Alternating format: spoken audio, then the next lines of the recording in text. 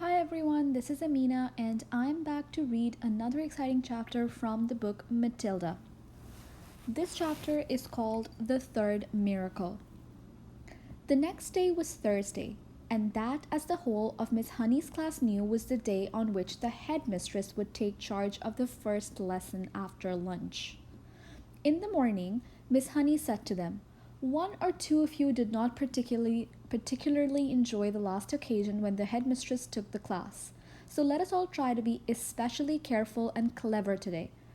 How are your ears, Eric, after your last encounter with Miss Trunchbull?" "She stretched them," Eric said.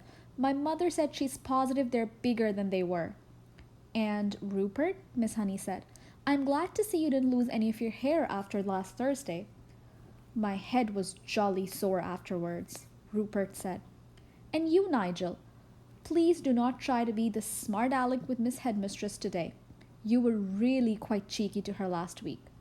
"I hate her," Nigel said. "Try not to make it so obvious," Miss Honey said. "It doesn't pay. She's a very strong woman. She has muscles like steel ropes." "I wish I was a grown-up," Nigel said. "I would knock her flat." "I doubt you would," Miss Honey said. "No one has ever got the better of her yet." "What will she be testing us on this afternoon?" a small girl asked. "Almost certainly the 3 times table. That's what you're all meant to have learnt this past week. Make sure you know it." Lunch came and went. After lunch, the class reassembled. Miss Honey stood at one side of the room. They all sat silent, apprehensive, waiting. And then, like some giant of doom, the enormous Trunchbull strode into the room in her green breeches and cotton smock. She went straight to her jug of water and lifted it up by handle and peered inside. "I am glad to see that there are no slimy creatures in my drinking water this time. If there had been, then something unexceptionally unpleasant would have happened to every single member of this class, and that includes you, Miss Honey." The class remained silent and very tense. They had learned a bit about this tigress by now, and nobody was about to take any chances. "Very well," boomed the Trunchbull. "Let us see how well you know your 3 times table. Or to put it another way, let us see how badly Miss Honey has taught you the 3 times table." The Trunchbull was standing in front of the class, legs apart, hands on hips, scowling at Miss Honey, who stood silent to one side. Matilda, sitting motionless at her desk in the second row, was watching things very closely. "You!" the Trunchbull said, pointing a finger the size of a rolling pin at a boy called Wilfred. Wilfred was on the extreme right of the front window. "Stand up, you!" she shouted at him. Wilfred stood up. "Recite the 3 times table backwards." The Trunchbull barked. But backwards?" stammered Wilfred. "But I haven't learnt it backwards." "There you are! She's taught you nothing. Why have you taught them absolutely nothing at all this last week?" "That is not true, Headmistress," Miss Honey said. "They have learnt their 3 times table, but I see no point in teaching it to them backwards. There is little point in teaching anything backwards. The whole object of life, Headmistress, is to go forwards. I venture to ask whether even you, for example, can spell a simple word like wrong backwards straight away. I very much doubt it." "Don't you get impertinent with me, Miss Honey," the Trunchbull snapped, and then she turned back to the unfortunate Wilfred. "Very well, boy. Answer me this. I have 7 apples, 7 oranges, and 7 bananas. How many pieces of fruit do I have altogether? Hurry up. Get on with it. Give me the answer." That's adding up," Wilfred cried. "That isn't 3 times table." "That is the 3 times table. You have 3 separate lots of fruit, and each lot has 7 pieces. 3 sevens are 21. Can't you see that? I'll give you one more chance. I have 8 coconuts, 8 monkey nuts, and 8 nutty little idiots like you. How many nuts do I have altogether? Answer me quickly." Poor Wilfred was properly flustered. "Wait," he cried. "Please wait. I've got to add up coconuts and monkeys." He started counting on his fingers. "That is not adding up. This is multiplication. The answer is 3/8. Or is it 8 3s? What is the difference between 3/8 and 8 3s? Tell me and look sharp about it. By now, Wilfred was too frightened and bewildered even to speak.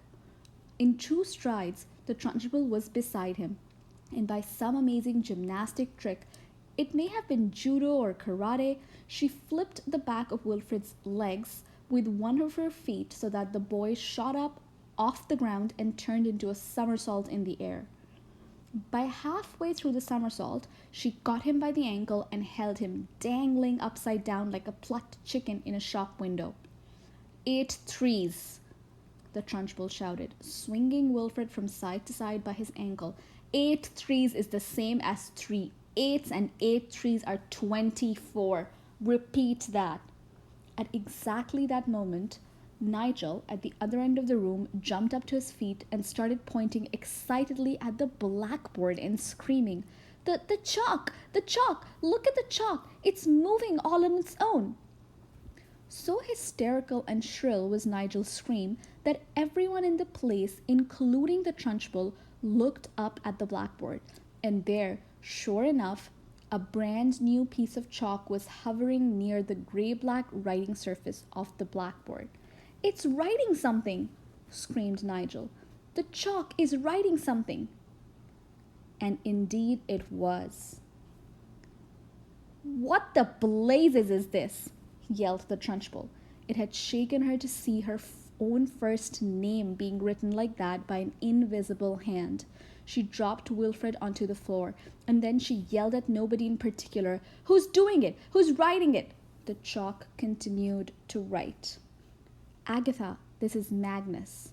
This is Magnus. Everyone in the place heard the gasp that came from Miss Trunchbull's throat. No, she cried. It can't be. It can't be Magnus. It is Magnus, and you would better believe it. Miss Honey, at the side of the room, glanced swiftly at Matilda. The child was sitting very straight at her desk, the head held high, the mouth compressed, the eyes glittering like 2 stars.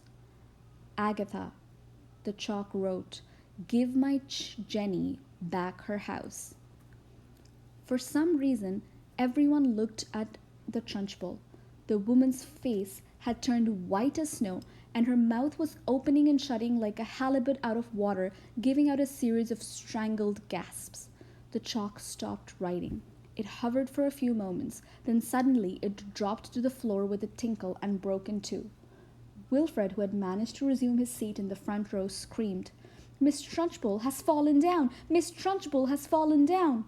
This was the most sensational bit of news of all, and the entire class jumped out of their seats to have a really good look. And there she was, the huge figure of the headmistress, stretched full length on her back across the floor, out for the count. Miss Honey ran forward and knelt beside the prostrate giant. She's fainted, she cried. She's out cold. Someone go and fetch the matron at once. 3 children ran out of the room. Nigel, always ready for action, leapt up and seized the big jug of water. My father says cold water is the best way to wake someone up who's fainted, he said. And with that he tipped the entire contents of the jug over the Trunchbull's head. No one, not even Miss Honey, protested. As for Matilda, she continued to sit motionless at her desk. She was feeling curiously elated. She felt as though she had touched something that was quite out of this world. The highest point of the heavens, the farthest star. She had felt most wonderfully the power surging up behind her eyes, gushing like a warm fluid inside her skull, and her eyes had become the scorching hot, hotter than ever before, and things had come bursting out of her eye sockets, and the piece of chalk had lifted itself up and had begun to write. It seemed as though she had hardly done anything. It had all been so simple. The school matron, followed by 5 teachers, 3 women and 2 men, came rushing into the room. By jolly, someone's floored her at last, cried one of the men, grinning. Congratulations, Miss Honey. Who threw the water over her? Asked the matron. I did, said Nigel proudly. Good for you, another teacher said. Shall we get some more? Stop that. We must carry her to the sick room. the matron said. It took all 5 teachers and the matron to lift the enormous woman and stagger her out of the room.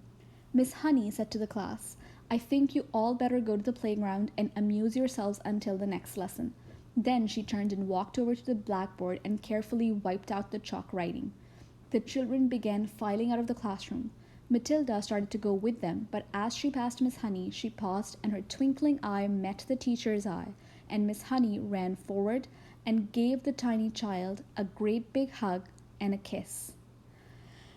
And that, my friends, bring us to the end of that exciting chapter. I am very curious to see what Miss Trunchbull does after that warning. Let's see what happens next. We'll find out in the next chapter.